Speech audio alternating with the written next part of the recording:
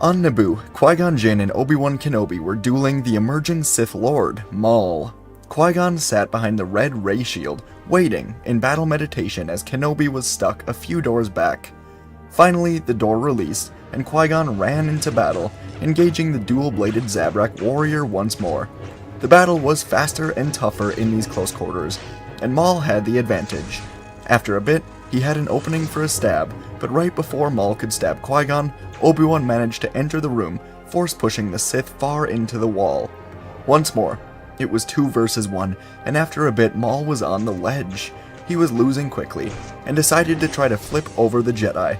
But in the split second he took to prepare the flip, Qui-Gon was able to cut him right in half, and the Sith Lord fell down to the reactor shaft in 2 pieces. Qui-Gon and Obi-Wan breathed a sigh of relief. They won. This Sith was gone, but it was more than likely that the Sith as a whole were only beginning their return. The 2 Jedi left, finding the young Anakin Skywalker landing his Naboo starfighter with a look of glee on his face. Not only had the Jedi killed the Sith, but Anakin destroyed the Trade Federation battle station, saving the Gungans, saving Naboo. It was an overall success, and they eventually made their way back to the Jedi Temple. In the temple, Qui-Gon and Obi-Wan stood in the council chambers, giving their debriefing and their report of the battle on Naboo. There was no doubt that the warrior was a Sith Lord, and this troubled the council greatly. But no one was more troubled than Grand Master Yoda. Not troubled because the Sith simply returned, but troubled because he, as the Grand Master, did not sense the return, and he refused to believe Qui-Gon initially. Yoda feared he may have to make a dramatic change to the Order before it's too late. He feared he'd become far too complacent, and in time, things would change. And around a day later, Yoda sat in the room of 1,000 fountains on a bench where he would often meet with Master Qui-Gon. The two were genuinely great friends, though they argued on quite a bit about the Order. Yoda had once offered Qui-Gon a seat on the council from this very spot, and Qui-Gon denied. But today, as Yoda sat here waiting for Qui-Gon, he had a different proposition.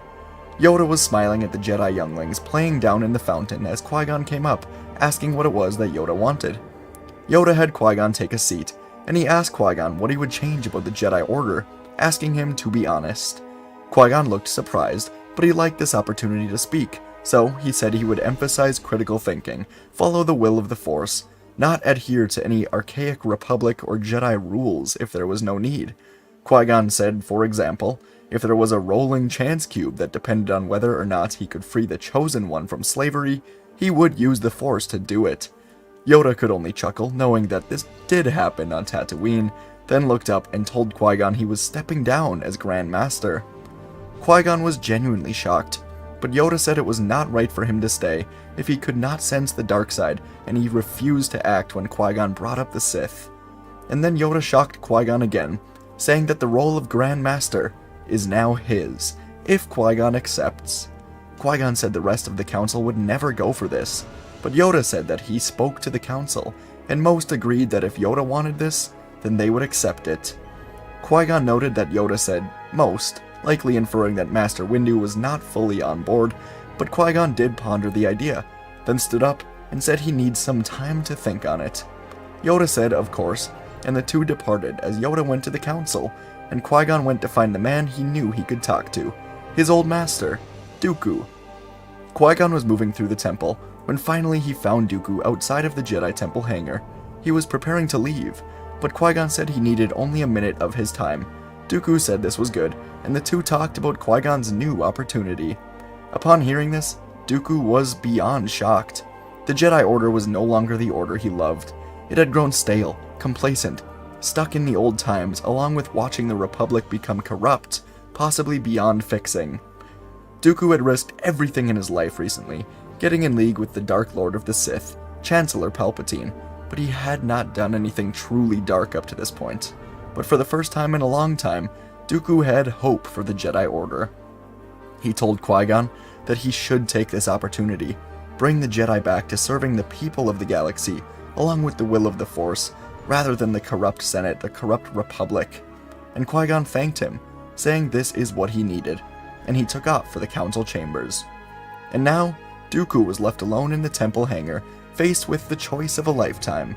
He could either get in his Jedi speeder, go to the industrial sector and meet Darth Sidious, taking his place as the new Sith apprentice.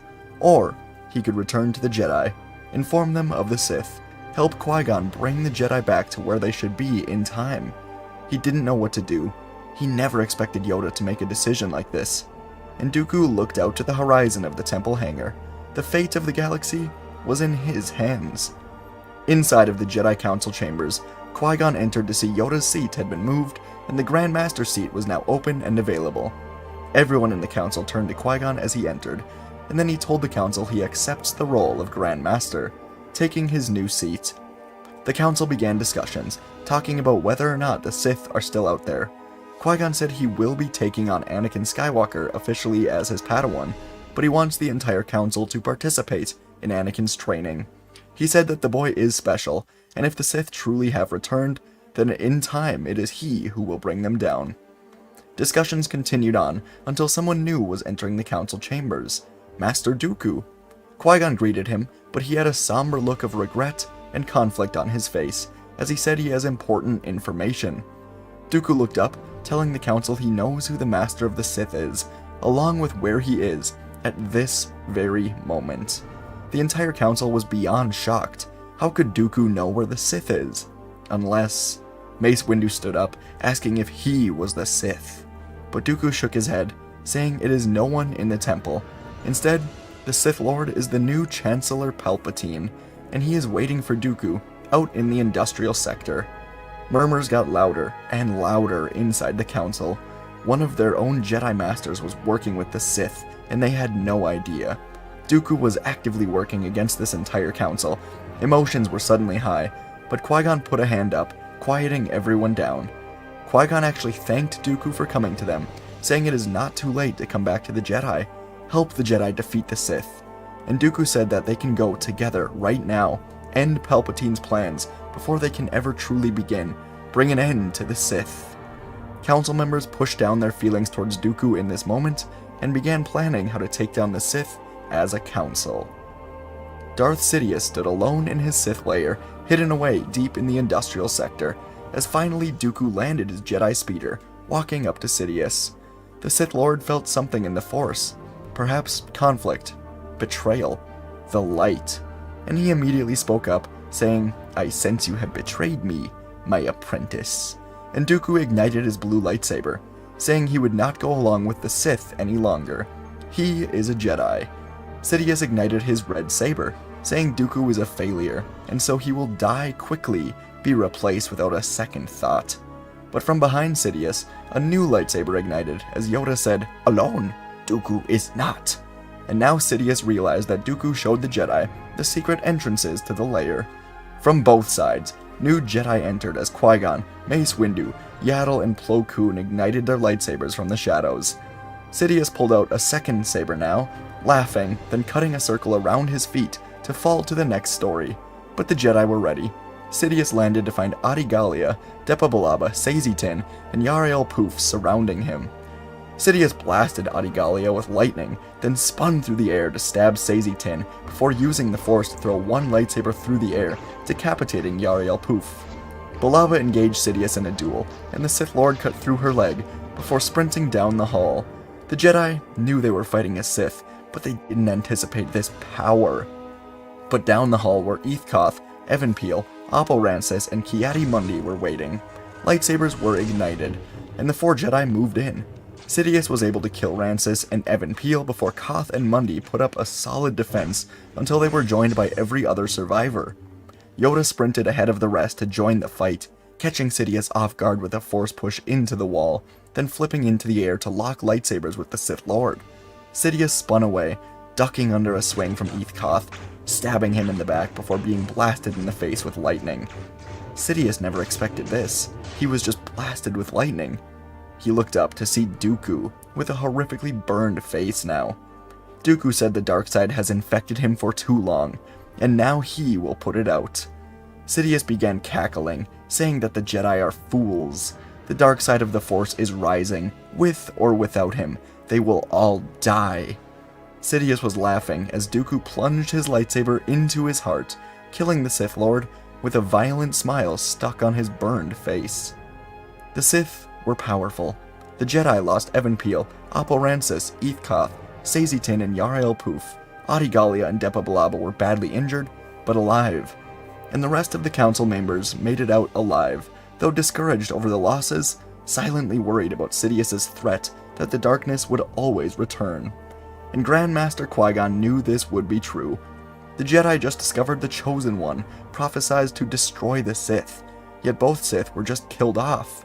Qui-Gon knew that the galaxy and the Jedi would be entering a new era of peace, but uncertainty.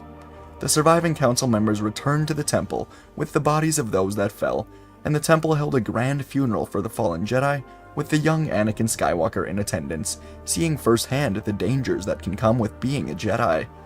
After the funeral, Grandmaster Qui-Gon would step into the council alone with Master Dooku, where the two would talk. Dooku described how he fell so far from the light side of the Force, how the Sith came to him, how he saw an opportunity to rebuild. Dooku said the dark side of the Force infected him, blinded him to what was right. That is not who he is. He just doesn't trust the Jedi Order right now, the corrupt Republic. He doesn't trust any of it. And Dooku said that he needs to get away for a bit. Perhaps Qui-Gon can change it, and in time, maybe he can return to the Jedi Order, try to make up for his mistakes. But for now, Dooku said he must leave, be alone with himself, figure out who he truly is, by taking up the mantle as the Count of Sereno. But in time, things could change. Qui-Gon accepted this, saying goodbye to Dooku, thanking him for coming back to the light.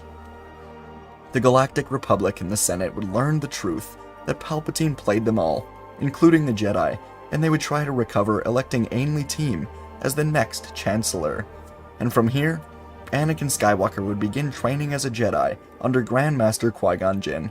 Obi-Wan Kenobi became a Jedi Knight, and the council seats from the fallen Jedi were given to Kit Fisto, Shaak Ti, Aegon Kolar, and Coleman Kaj. One seat remained open, and Qui-Gon purposely left it open so the Jedi Council could rotate between different masters to get differing opinions from all around the Jedi Temple. So for a few years, Anakin would train under Qui-Gon and many other council members helping him along the way, and he'd become very good friends with Obi-Wan. As for the council, Qui-Gon would begin implementing a greater emphasis on the living Force, training Jedi to connect with and understand the will of the Force. Qui-Gon was always known for his unorthodox approach to the Jedi Code, and now he encouraged other Jedi to think outside the box and to question traditional Jedi teachings. He made sure to keep Mace Windu as Master of the Order, as Mace provided an excellent balance to Qui-Gon, keeping the Order balanced overall. Qui-Gon and the Jedi would immediately disable the clone army being built on Kamino, and they disabled it before any clones were anywhere near ready, and the Jedi as a whole began pulling out of the Republic Senate, once again becoming protectors of the people in the galaxy, rather than a police force for the Republic. There were some Jedi who were hesitant about this, as some believed that working directly with the Republic was best for the galaxy, but their opinions would shift as they saw how the galaxy began to soon react to the Jedi. With the Order being much more focused on being keepers of the peace and serving the people, the galaxy as a whole became much more thankful to the Jedi. After around 5 years, crime in the underbelly of Coruscant was at an all-time low, and eventually the Jedi Order had outposts, temples built and occupied in the Outer Rim, Mid-Rim, and the Core. The goal was to spread the influence of the Jedi in the galaxy, keeping the peace, keeping the darkness hidden away. And each of these outposts had a different master of the temple, with Qui-Gon standing above all as Grand Master of the Jedi. Plo Koon led the Outer Rim outpost, Shaak Ti led the Mid-Rim outpost, and Yaddle led the outpost in the Core, while Qui-Gon and Mace Windu led the Jedi Temple on Coruscant, and former Grandmaster Yoda became a temple advisor. The Republic would never receive a clone army, but with the Jedi separating themselves, they would build a militia of citizens from around the galaxy. It would not be as effective as the clone army, but it would serve its purpose, give people jobs, people around the galaxy were happier. And around this time, Dooku was allowed back into the Order, and Anakin Skywalker was now 15 years old, but his power and potential were astounding. Qui-Gon wanted to show Anakin that being a Jedi was not all about power, but also heavily involved in protecting the people, so they traveled to the Outer Rim outpost, where they met with Plo Koon and a few of the Jedi out there. For a couple of years, Anakin would go back and forth with Qui-Gon and Plo Koon in the Outer Rim and Coruscant, as Plo would take Anakin on missions, where they would travel through the Outer Rim, outlawing slavery, freeing everyone they could. This, of course, included Anakin's mother, and this made Anakin extremely grateful for the Jedi, and it helped him take pride in being a beacon of hope. Anakin quickly became extremely famous in the Outer Rim for being the boy that freed the slaves, and this gave him immense joy in himself.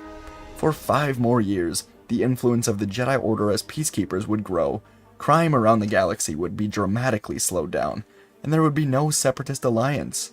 At this point, Anakin Skywalker had grown into the perfect example of a balanced Jedi under Masters Qui Gon and Plo Koon, while also forming an interesting relationship with former Grand Master Yoda, who was now taking a temple seat as an advisor.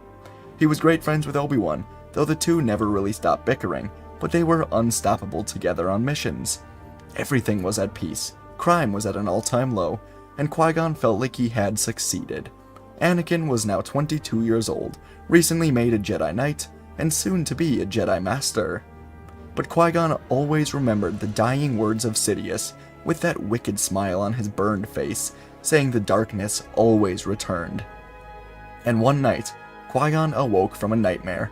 In his nightmare, red blades were cutting through Jedi, and in the nightmare Qui-Gon had moved through the fighting, pushing through bodies of Jedi, to find the Zabrak Sith that he killed on Naboo, standing above someone that kneeled underneath him. And then the kneeling man stood, igniting a red lightsaber, and pulling down his hood to reveal the face of Anakin Skywalker. Qui-Gon could not fall back asleep. The nightmare seemed so real. How? Maul was not alive. That was impossible. He wondered how Anakin was doing, as he was currently out visiting Plo Koon in the Outer Rim outpost, so Qui-Gon got up to call Anakin. At the data table, though, no one was answering the call to the Outer Rim outpost, which was strange. The door behind him suddenly opened, and an older, slower Yoda walked in with a worried look on his face. Yoda told Qui-Gon something terrible has happened. The Force had a great ripple that Yoda felt, and Qui-Gon could now feel it too. And suddenly, the call to the Outer Rim outpost was answered, and immediately Qui-Gon and Yoda could hear screams, the sound of explosions, fire, and the hologram of Darth Maul appeared, staring angrily at Grand Master Qui-Gon. Maul said that for years, the Jedi have shut down the acts of crime organizations, leaving thousands of them without anywhere to turn. Except for Maul. He had an army of criminals, and the hologram expanded, showing now that the Jedi outpost was on fire, explosions surrounding it, bodies of Jedi of all ages littered the floor, and in front of Maul were Master Plo Koon and Anakin Skywalker, both handcuffed, both brutally beaten. The Jedi were clearly caught way off guard. This attack was planned for years, and Maul looked at Qui-Gon once more, saying the Jedi Order will burn for what they did to him and Sidious so long ago. Qui-Gon and Yoda could only watch as Plo Koon was lifted into the air, as Anakin screamed in anger, telling Maul to stop. And a red lightsaber cut Plo in half, killing him, as the wielder of the saber got next to Maul, a female Zabrak with the same color scheme as Maul said, "Meet my new apprentice, Darth Talon." And the last thing Qui-Gon saw before the call was ended was the scared, beaten face of his apprentice, the chosen one, Anakin Skywalker, in need of his master. For the last 3 years, Darth Maul has carried a vengeance against the Jedi Order. Since the day he was slain on Naboo, he lay in waste, waiting for someone, anyone to come to his aid. He kept himself alive by diving so deeply into anger, so far into rage, into the dark side, so far that his presence could only be felt by those closest to him. And eventually, the Night Sisters brought Savage Opress, a fellow Zabrak, to full strength in the dark side, and he sought out the distant presence of Maul. Through his anger and his brother, Maul was reborn with the goal of revenge. And for the 3 years since his rescue, Maul waited in the corners of the Outer Rim, while the Jedi took over, pushing crime factions away, cutting them off, giving the crime syndicates around the galaxy with nowhere to go, except for Maul. He quickly became a beacon of hope for the criminals that were shut down by the Jedi. Spice traders in the Pike Syndicate, slave owners in Hutt territory, corrupt politicians working with the Black Sun, even a rogue group of Mandalorians called Death Watch were helping Maul. He had no need to take over Mandalore and expose himself, so he instead promised Death Watch control of Mandalore once the Jedi were dead. And in his bringing together the criminal underworld, he discovered Talon, a girl strong in the Force that was never trained in any way. So Maul took her as an apprentice, training her in the dark side, draining any remaining light from her, and making her strong. Together they ruled the criminal underworld, and now they were going to rule the galaxy in due time. For 3 years, Maul brought all of the criminals together on an unoccupied side of Dathomir, building, preparing, seeking out revenge on the Jedi Order. The Republic as a whole was of little concern to the Shadow Collective. They just wanted the Jedi dead so they could have the Outer Rim back for themselves. With all the criminals gathered together, if the Jedi died, everyone in the collective wins, and from there they can pursue further galactic conquest. And after the 3 years, when the Shadow Collective had ample warriors, around 5,000 members, along with a fleet of ships, Maul, his brother Savage, and his apprentice Darth Talon launched an attack on the Jedi outpost in the Outer Rim located on Hoth. The Shadow Collective had been scouting this base for around a year, and they launched the attack once Maul learned that Skywalker, the supposed Chosen One, was there with Master Plo Koon. The plan was to take one outpost, show the Jedi that despite their numbers, they were not trained enough to be warriors that could take this group down. The attack would be a show of force, and while the Jedi Order panics, the Shadow Collective will reclaim the Outer Rim, begin rebuilding what they lost, and in time, as their numbers grew, they would take another outpost, with the Jedi Temple and Coruscant as the end goal. The attack on the Hoth outpost was swift and deadly, and the Jedi outpost had around 1,000 members in it. That number was greatly reduced as the outpost was bombarded by the crime fleet. As the Jedi were scrambling to recover from the bombardment, warriors of countless different species and factions flew down on transports, breaking through the doors before the Jedi knew what hit them. The Shadow Collective had one huge advantage. The Jedi had no clue they were coming. They didn't even know what they were, and a lot of the Jedi were not warriors. They were not trained to be warriors, though they were still powerful. But wave after wave of Syndicate fighters poured in, cutting off all communications out of the outpost, bombing the outpost, killing every Jedi they came across. The Jedi defense was fairly strong. They had the Force on their side, but Death Watch members infiltrated the top levels with their jetpacks, stealing the younglings stationed here, and they threatened to execute them if the Jedi did not stand down. And so every single surviving Jedi, including Anakin and Plo, decided to surrender, save the children, see what the Shadow Collective wanted. Force restraining handcuffs were placed on all of the remaining 100 Jedi, and once they were immobilized, Maul, Talon, and Savage entered the outpost. Maul made eye contact with Anakin and Plo, then ordered the execution of every Jedi except for them. Anakin and Plo could only watch, and moments later Maul answered a call from Qui Gon, as the Grand Master of the Jedi Order learned that Maul returned from the dead, and was now on a mission to destroy the Jedi Order. Back in the temple, Qui Gon was now sitting alone with Yoda, as the two of them didn't know what to say. Everything they just saw was beyond horrific, and now Anakin was being held captive, all alone for some reason. Qui Gon wondered why he was being kept alive, but he had to trust that Anakin would stay alive for longer. For now, Qui Gon had to warn the other two outposts in the core and the mid-rim of what was going on. The Shadow Collective wanted the Outer Rim back, but their aspirations would only continue to grow. Qui Gon knew soon they would expand, and he had to be ready. The Jedi had to be ready, as throughout the galaxy, there were roughly 9,000 remaining Jedi throughout, after the Hoth massacre. But maybe only half of those Jedi were in actual fighting condition.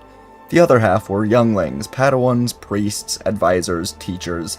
The Jedi Order just didn't have the numbers or the military strategy to compete with the Shadow Collective of around 5,000 bloodthirsty members that Maul has created. Qui-Gon would call an emergency Jedi Council meeting, which now included a very worried Obi-Wan Kenobi, as the Council was missing Plo Koon. Luckily, no other Council members were on Hoth, and the Jedi began long discussions about what to do about Maul and his Shadow Collective. And all the way inside of the Hoth outpost, Anakin Skywalker was handcuffed and injected with enough drugs to keep him conscious, but very unaware of anything except for his own emotions.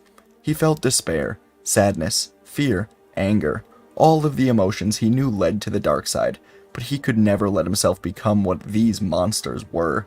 He swore he would have his revenge for what Maul and the criminals did to his Jedi friends, including Plo Koon, But soon enough, Anakin was thrown into a ray shield prison where he was hovering but could not move. From there, Anakin would be tortured by Savage as he tried to extract any information about the Jedi Order out of Anakin that he could. But after days, Anakin still gave up nothing. Despite this, Maul ordered Anakin continue to be kept alive and tortured. Maul could feel a great darkness deep inside of Anakin, and if extracted, he could make an excellent apprentice. And even if Anakin did not fall, the Jedi would not be able to resist trying to come and rescue him, and he would be waiting. During this time, Grand Master Qui Gon and Master Mace Windu increased the emphasis on Jedi needing to know how to fight, while Shaak Ti, leader of the Midrim Outpost, and Yaddle, leader of the Core Outpost, did the same. Both of these outposts had roughly 1,000 Jedi, while the Coruscant Jedi Temple had the rest, aside from maybe another 1,000, spread across the galaxy on their own missions. Qui-Gon, Mace, Dooku, and Yoda would go to the office of the Chancellor, the newly elected Orn Free Taa, and ask for aid from the Republic militia. Unfortunately, Chancellor Taa was beyond corrupt, threatened and paid off by the Black Sun, led by Maul, to exclude the Jedi from all business with the Republic. So Chancellor Taa told the Jedi that they were on their own, despite how the overall citizens felt in the galaxy. There was nothing the Republic militia could do without jurisdiction from the Chancellor, so the Jedi truly were without an army. Dooku was disgusted with the state of the Republic, and he wondered if the Jedi leaving it alone did more harm than good. The citizens overall seemed to be happier, but the corruption seemed like a ticking time bomb that was beginning to go off. But not everyone in the Republic Senate sided with the Chancellor. A few senators, a group of Jedi sympathizers led by Padme Amidala and Bail Organa, got together to figure out how to aid the Jedi. Padme and these senators met with the Jedi inside of the Jedi Council and got all of the information.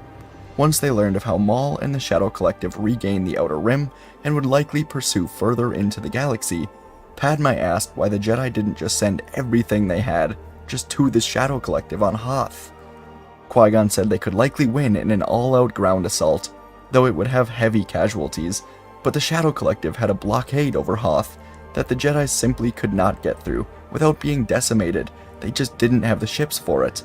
Padme and the Council thought this over, and then she said they may not have the numbers in Jedi, but the Jedi have earned the trust and the respect of the citizens in the Outer Rim.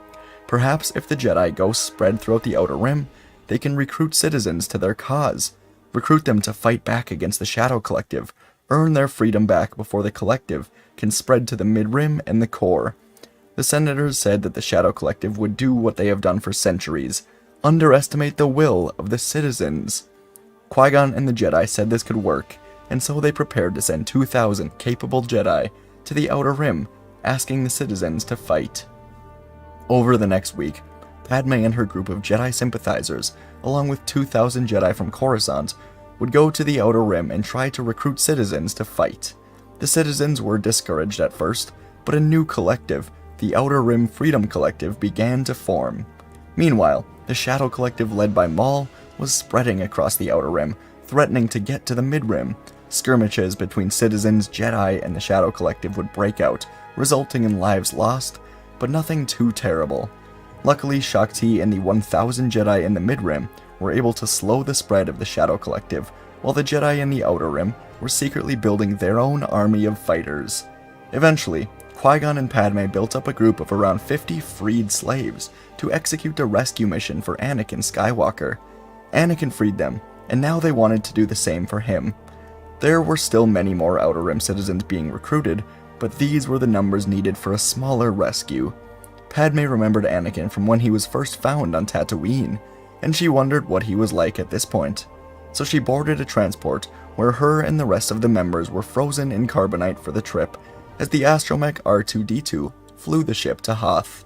To the Shadow Collective, this ship with no readable lifeforms would just be a transport of supplies, and the fleet didn't exactly have the best security in the galaxy, so the plan worked. The transport flew into Hoth, taking a last-second detour to land about a mile away from the outpost, where Anakin was being held. Meanwhile, on Coruscant in the Jedi Temple, Masters Dooku and Mace were met by Senator Bail Organa, leading a group from the Republic militia. These members told the two Jedi Masters that the Chancellor could not be trusted, and the Republic Militia, a group now of about 2,000 members ready to aid the Republic with enough starships to break through the blockade above Hoth, were willing to fight with the Jedi. Mace and Dooku said this could be treason against the Chancellor, but the militia said the Chancellor seems to be the one working with the criminals. Mace and Dooku, two Jedi Masters who rarely saw eye to eye, could agree on one thing here and now.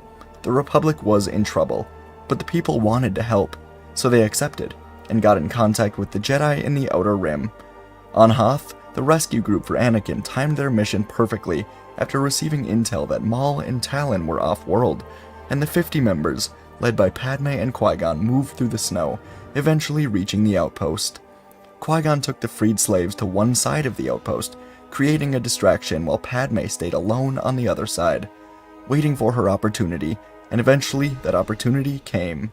Qui Gon and the fighters planted explosives in the Shadow Collective shipyards, setting them off, giving Padme the opportunity she needed. The plan was simple from here. She would rescue Anakin, then the transport would come pick everyone up at a designated location, where they would take off, regroup with the others before their true attack. As this operation was being executed, more Jedi were recruiting citizens across the galaxy, and the momentum was growing, thanks in large part to Obi-Wan, who went to Shmi Skywalker and explained everything. Shmi said that the Outer Rim citizens felt a debt to the Jedi, and she said they had thousands of people with ships ready to fight, once and for all. Shmi and the people of the Outer Rim wanted to save Anakin, keep their freedom, help the Jedi, because they all saved the slaves not long ago. Shmi was helping Obi-Wan build this group, and so momentum to put together this huge freedom collective was well underway. Back on Hoth, Padme moved through the outpost without much trouble, eventually finding a room guarded by a tall Zabrak male with yellowish skin. Savage was pacing around, debating whether to go to the shipyard explosives or not, and eventually he moved away from the door just enough to allow Padme to sprint in behind him, spot Anakin, and shoot the controls that kept him suspended in the air. Padme looked at Anakin. He was bruised, beaten, and he fell to his knees, clearly a bit weak. Padme said they have to leave immediately, but suddenly Savage was standing at the door, double-bladed lightsaber ignited. Anakin looked up and felt adrenaline begin to rush through him. Savage stood in front of him, and Padme was here. Anakin barely recognized her, but he held the same feeling that he did when they met on Tatooine, so long ago. Anakin stood up, getting in front of Padme, taunting Savage with a beckoning motion. Savage smiled, saying he's wanted to do this for a long time, and he ran directly at Anakin. Savage swung upward, but Anakin dodged to the side. Then Savage spun and swung for Anakin's head, but the Jedi ducked underneath with ease. Savage growled, swinging downwards, but again, Anakin took a step back, and Savage took one final swing to kill Anakin, but this time, Anakin grabbed the double-bladed lightsaber with one hand, punched Savage with the other hand, then took Savage's lightsaber from him and decapitated the Sith. He fell dead to the Chosen One, and Anakin took Padme's hand, grabbing his lightsaber, and they began running out of the outpost to find the transport waiting for them. It was a good distance away, a safe distance, and Qui Gon was helping the final fighters on their side back into the transport, when everything changed. Without warning, a Sith starfighter zoomed from behind a snowy mountain, blasting shots down at Qui Gon and the transport. Savage must have warned them. Qui Gon used his lightsaber to deflect the shots back at the ship, critically damaging it before he was blown back away from the transport. So Qui Gon ordered the transport to get out of here. Luckily, the 50 freed slaves escaped, but the Sith Lords Maul and Talon leapt from their starfighter, landing in front of Qui Gon. Anakin and Padme still had a good distance to go to get there, and Anakin watched as the transport had to leave them behind. But that was not their biggest worry.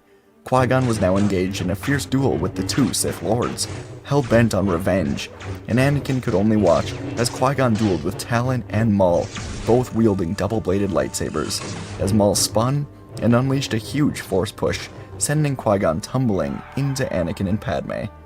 Anakin stopped in his tracks, trying to help Grandmaster Qui Gon to his feet, and from behind Maul and Talon now, countless crime reinforcements lined up, surrounding them.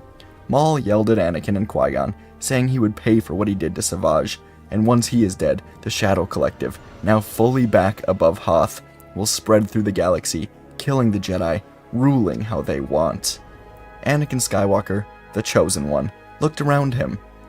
By his side was Qui Gon, his master, and Padme, a woman he'd thought about quite often. They were going to die here. But still, he stared daggers at Maul, igniting his lightsaber next to his master, preparing to face down the entire Shadow Collective. They were beaten, broken, exhausted, but willing to die fighting. Anakin was gripping his lightsaber as the entire Shadow Collective prepared to gun him down. But out of nowhere, Anakin felt his comlink beep, and he heard the ever-comforting voice of Obi-Wan say, "Anakin, I hope we're not too late." And everyone turned to look up to the sky as thousands of ships emerged from hyperspace, blasting through the Shadow Collective fleet. Some of them were broken-down vessels from citizens, some were Republic ships, some were Jedi starfighters, but in minutes, the Shadow Collective fleet was scrambling, trying to figure out what was going on. But Anakin understood what was going on. He, as a former slave, understood more than anyone. The citizens had a taste of freedom, and they would do anything to keep it. The galaxy was rallying with the Jedi to take down the Shadow Collective, and as the space battle commenced, Anakin and Qui-Gon ran into battle themselves to face off against Darth Maul and Darth Talon, once and for all. The clash of lightsabers echoed through the frozen air as the two pairs of enemies locked eyes, a silent understanding between them. The fate of the entire galaxy now hung in the balance. Anakin's eyes burned with determination, his blue lightsaber moving with speed and precision, while Qui-Gon's calm demeanor mirrored the intensity of his focused attacks. Maul's double-bladed saber whirled with deadly grace, clashing into the others, a crimson streak against the icy backdrop. Beside him, Talon moved with lethal speed, her acrobatics adding strength to every strike. The battle unfolded with Qui-Gon taking on Maul, as he did so long ago on Naboo. While Anakin took on Talon, Qui-Gon was older and much wiser than that day on Naboo, but he was also weaker, older, while Maul was full of rage and anger. Maul cut through Qui-Gon's saber, then flipped through the air and plunged one end of his saber through Qui-Gon's back. Anakin screamed in anger. He'd just lost Plo Koon, now Qui-Gon. And Anakin drew on his power, swinging on Talon so hard that her own saber was pushed into her eyes. Blinded now, Anakin flipped through the air, cut her head off mid-flip, then engaged Maul in a duel. Anakin lost his master, Maul lost his apprentice, and now they fought each other. Above them, the sky was a display of chaos. Ships from diverse corners of the galaxy descended upon Hoth, piloted by citizens united against the Shadow Collective. The fleet, cobbled together from various races, factions, engaged in a dogfight against the formidable vessels of the Collective, exchanging blaster fire, fighting for their free lives. The citizens fought valiantly against the darkness that Maul had built, and the Shadow Collective was being pushed into abandonment. Back on the ground, the duel of Jedi versus Sith unfolded with ferocity. Anakin's strikes were fueled by the emotions within him. Maul could feel his anger, hatred, darkness. And the fight wore on, both combatants pushing themselves to their limits. Anakin's strength in the Force, his mastery of lightsaber combat began to tip the scales. He was transitioning between offensive flurries, defensive maneuvers, gradually gaining ground on Maul. And as the duel reached its climax, Anakin tapped deep into the well of his emotions, channeling the inner turmoil that defined him. With a surge of power, he cut one half of Maul's saber, and Maul fell to his knees. Anakin spun and slammed his saber down on Maul again and again, each time with more anger, until Maul had to drop the other half, accepting his death as Anakin Skywalker touched into the darkness. But as Anakin raised his saber again for the killing blow, he looked to the near distance and saw the Force ghosts of Qui-Gon and Plo Koon behind Maul. They didn't say a word, but Anakin now realized he had to carry their legacy of the light side through himself. And so he swung down, only cutting off the hands of Maul, then using the Force to knock the Sith Lord out. Not killing him, staying in the light. And the last thing Maul saw was the three largest ships in his fleet go up in flames. Anakin fell to the ground, and his two Jedi Masters says he has done well before disappearing. In the aftermath of the battle, the Shadow Collective became nothing more than a memory. They underestimated the people of the galaxy, and their Outer Rim takeover was stopped. Maul was arrested, brought to the Jedi Temple prison on Coruscant, where he would forever be locked away. And the Jedi would mourn the loss of their Grand Master and many other members in these battles, slain by the Sith and the Collective. And in time, The Jedi Order would not name just one new Grand Master, but instead they would name 5 equal ones, one for each sector: Shaak Ti in the Mid-Rim, Yaddle for the Core Worlds, Kit Fisto in the Outer Rim, Obi-Wan Kenobi for the Coruscant Jedi Temple with the aid of Yoda, and a new role was created, one that Mace Windu and Master Dooku would share, with Windu being the official Grand Master of the new faction of Republic Jedi, while Dooku was elected as the new Chancellor, as a vote of no confidence went into effect for Chancellor Ormfrey Ta, and a Jedi took over. The light side of the Force would reign supreme over the galaxy, keeping the people safe, and the Jedi would aim to be keepers of the peace with the support of the galaxy. And of course, Anakin Skywalker would pursue a secret relationship with Padme Amidala.